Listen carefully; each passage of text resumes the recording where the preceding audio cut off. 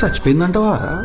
ఏంటి మీరు నేను పోయాను అనుకున్నారు కదా, నో వే, నేను ఎలా వెళ్ళిపోతాను. కొన్నిసార్లు నేను రావడం లేట్ అవ్వచ్చు కానీ రావడం మాత్రం పక్కా. సర్లే ఈ సోదంత ఎందుకు గానీ, చాలా గ్యాప్ వచ్చింది కాబట్టి మంచి రెసిపీ చేసుకుందాం. మరేంటో కాదు, బ్యాచిలర్ స్టైల్ ఫటాఫట్గా అయిపోయి ఎగ్ బుర్జీ. నేను వాగే గ్యాప్ లో నా వంట సగం అయిపో వచ్చింది. ముందుగా ప్యాన్ పెట్టుకొని దాంట్లో 2 స్పూన్ల ఆయిల్ అనేది వేసుకోవాలి. ఇప్పుడు దాంట్లో కరివేపాకు కూడా వేసుకోండి. కరివేపాకు వేసుకున్న తర్వాత ఒక 2 ఆనియన్స్ అనేది తీసుకోండి. ఆనియన్స్ ఎక్కువ ఉండడం ముఖ్యం బిగులు, అది గుర్తుపెట్టుకోండి. ఇప్పుడు ఆనియన్ కొంచెం ఫ్రై అయ్యాక కొంచెం అల్లిమిల్లిగడ్డను వేసుకొని కొంచెం పచ్చివాసన పోయేదాకా చాట్ చేసుకోవాలి. ఇప్పుడు దాంట్లోనే ఒక 2 టమాటాలను కూడా వేసుకొని కొంచెం మగ్గాక కారం, పసుపు, ధనియాల పొడి, చికెన్ మసాలా అండ్ గరం మసాలా కూడా వేసుకొని ఒకసారి కలుపుకోవాలి. ఇప్పుడు దాంట్లోనే టేస్ట్కి సరిపడా సాల్ట్ అనేది వేసుకోవాలి. అందరూ టేస్ట్కి సరిపడా అంటారు కానీ ఎంతో చెప్పరబ్బా. ఎందుకు అనుకుంటున్నారు?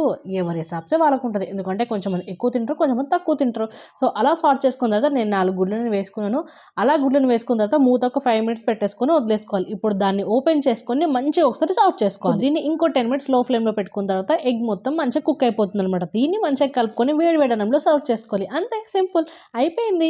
సో ఎలా ఉంది రెసిపీ? బాగుంది కదా, ఏదో కొత్త రెసిపీ చెప్పినట్టు ఫీల్ అవుతున్నాను కదా. రెసిపీ పాతదే కానీ టేస్ట్ మాత్రం ఎప్పుడు కొత్తగానే ఉంటుంది అబ్బాయి. ఎగ్ పిచ్చోళం. మరి నెక్స్ట్ వీడియోలో ఇంకో మంచి రెసిపీతో కలుద్దాం. అంతవరకు నా ఛానల్ని సబ్స్క్రైబ్ చేసుకోండి. మీ తెలుగు అమ్మాయి భవ్య.